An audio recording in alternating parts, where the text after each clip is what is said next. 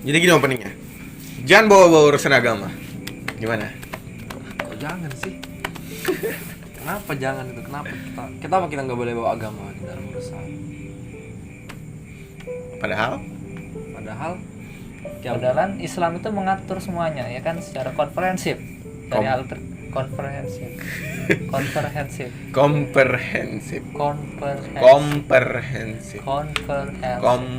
Sudah pakai aku sudah bilang begitu kamu. Komprehensif kan dari hal terkecil sampai yang besar, dari hidup dari rumah tangga sampai ke negara. Kita bisa bilang kayak gitu karena kita sudah nonton videonya Ustadz Felix yang berjudul Bukan Urusan Agama. Ini ya videonya. Jadi kalau kalian bingung kenapa kita bisa ngomong kayak gitu, kalian tonton aja videonya Ustadz Felix yang tentang bukan urusan agama. Ya. Baru-baru diupload kok. Iya. Kalau mau ngecek gampang. Iya. Pembahasan juga lebih berat. Ya. Jadi dari video itu kita dapat agama Islam itu mengatur segalanya, mengatur dari yang sederhana, dari masuk WC, keluar WC, makan pakai tangan apa, Kanan. apa yang dimakan. Pokoknya agama Islam tuh mengatur secara komprehensif, segala sesuatu diatur dalam agama Islam. Jadi agama Islam itu kayak cara hidup. Dalam Al-Quran itu isinya cara hidup.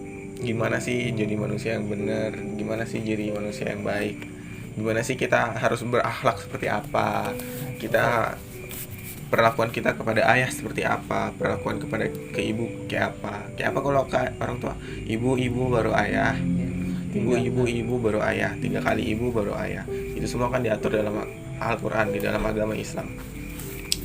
Lalu kenapa jangan bawa urusan agama?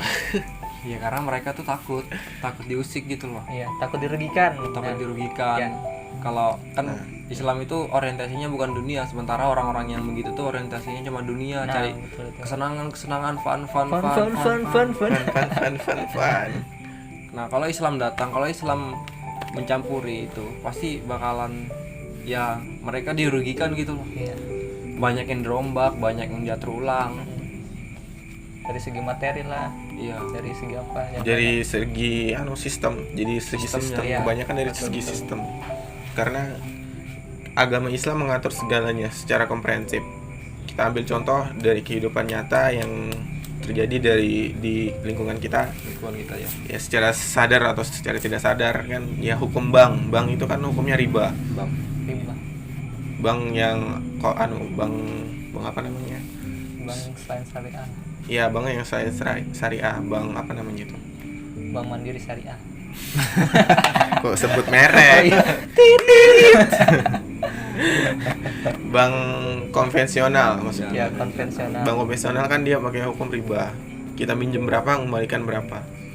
Nah, di dalam Al-Quran kan kita dilarang untuk makan harta dari riba. Bagi orang yang memakan uang riba, maka dia nggak akan masuk surga, dia akan kekal di neraka. Nauzubillah min dzalik. Itu ada di ayat apa, surah apa? Intinya ada. Nah, kenapa kita diperangi? Karena kita Islam ini mengajarkan jangan riba, jangan makan uang riba, jangan melakukan sistem riba. Nah, yang memerangi orang Islam adalah orang yang dirugikan ketika kita melarang riba, karena dia sudah terlanjur jatuh ke dalam sistem riba, dia sudah enak di riba. Udah enak gitu loh. Dia sudah enak di ribanya dia gitu, nah. Sudah enak di pacarannya dia. Iya nggak sih? Iya. Tepat. Dia sudah dia sudah enak di pacarannya dia, jadi dia ngerasa dirugikan. Dia nggak nerima aturan Islam itu karena dia merasa dirugikan. Sudah terlanjur enak di pacarannya dia, jadi sudah enak di ribanya dia, udah dapat gaji dari riba yang lumayan, dia merasa dirugikan. Jadi Islam datang untuk mengajarkan sesuatu yang datangnya bukan dari manusia, yang datangnya loh dari langsung dari yang menciptakan manusia itu sendiri. Dan kita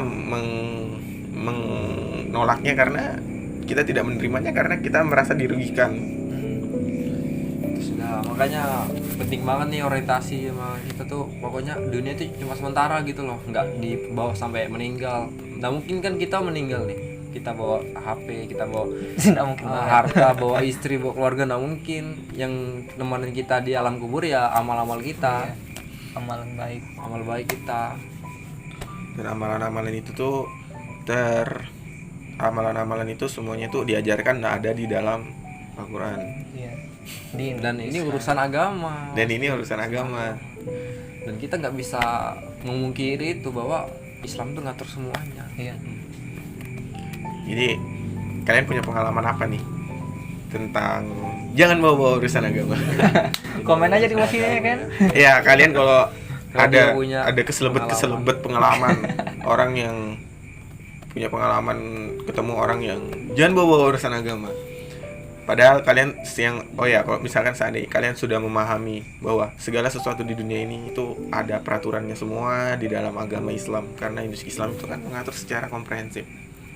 Kalian harus belajar itu, kalian harus tahu itu. Jadi segala sesuatu itu urusan agama sebenarnya.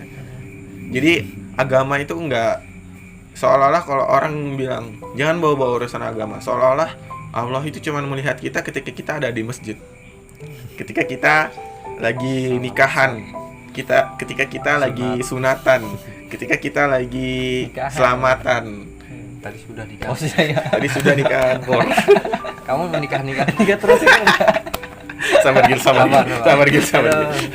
Ini jomblo semua. Insyaallah jomblo bisa bilillah. Bujang fisabilillah. Amin. Ya gitulah pokoknya. Agama itu nggak sesempit itu. Agama Islam ini tidak mengatur hanya cara mati kayak apa, harus dikafanin berapa lembar, segala macam. Agama nggak sesempit itu. Agama itu konteksnya keseluruhan. Jadi bukan berarti kita nggak di masjid, berarti kita boleh sesuka kita, semau kita. Enggak. Contoh yang sering kita hadapin ya waktu di kelas kan. Di kelas tuh kalau kita sudah ulangan tuh kan, kalau kita sudah ulangan tuh pasti banyak tuh pemikiran-pemikiran Jahat. bejat, entah lihat HP Licik, kah, iya. nyontek. Jangan bawa urusan agama, padahal itu nggak dibolehkan gitu loh dalam Islam kan.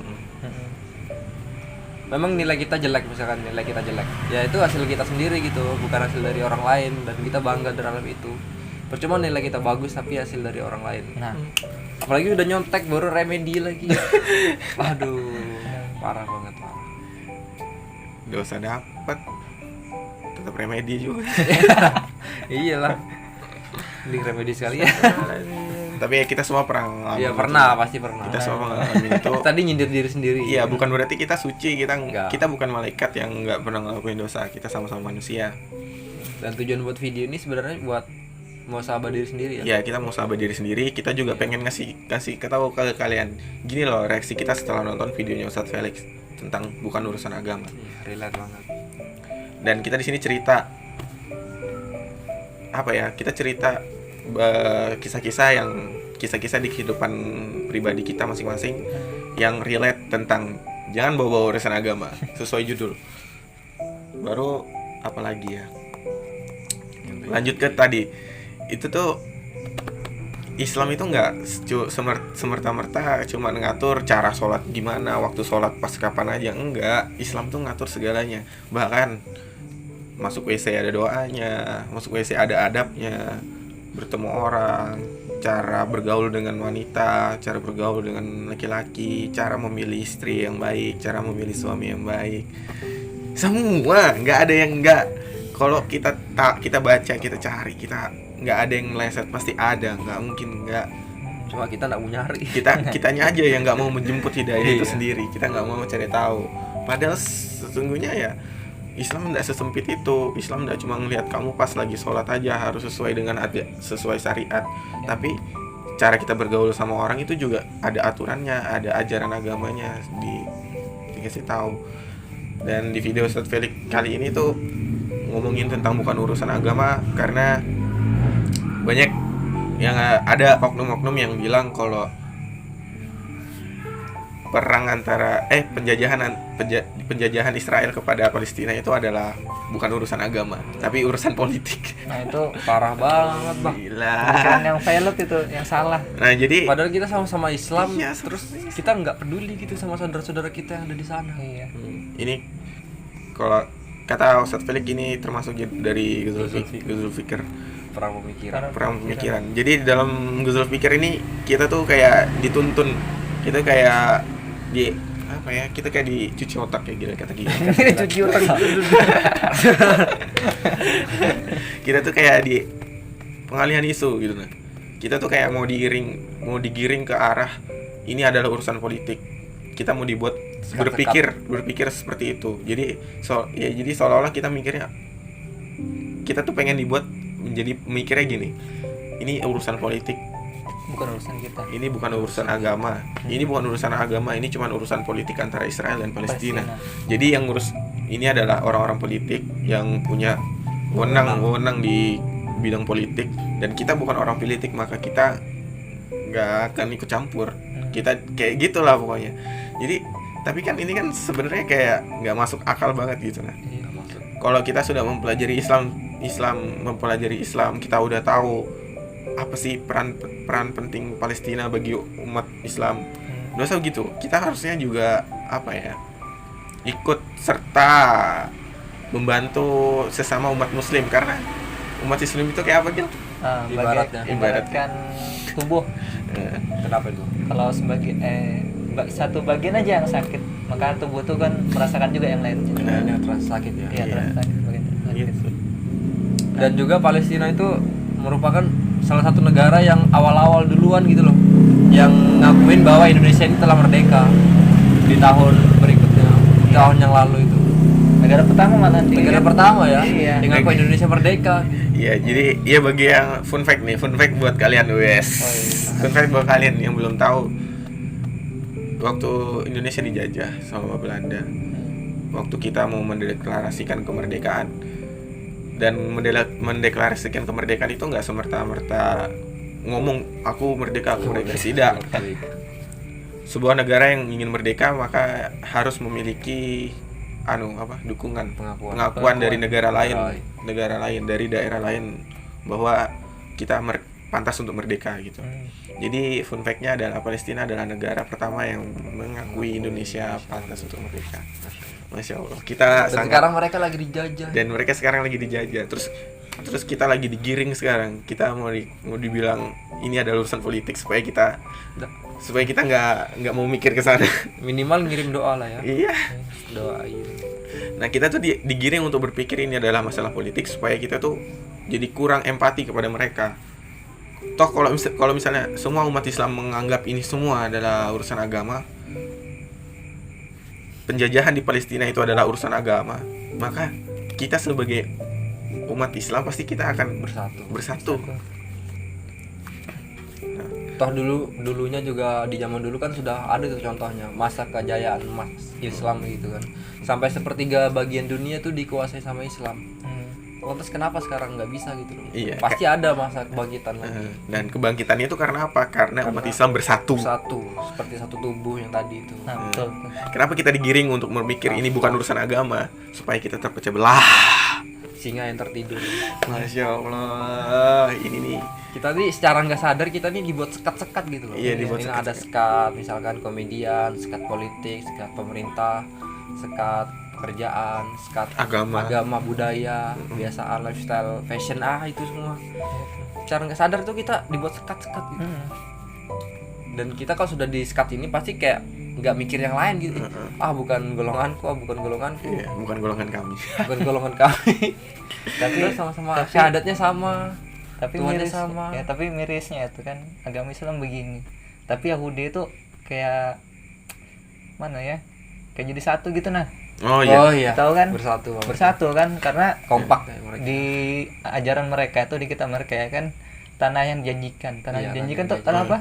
Ya, Ya bagi mereka tanah Palestina. Ya, tanah Palestina itu kan dari Bagi mereka. seluruh dunia ngumpul semua jadi satu ke daerah yang Israel. dijanjikan itu.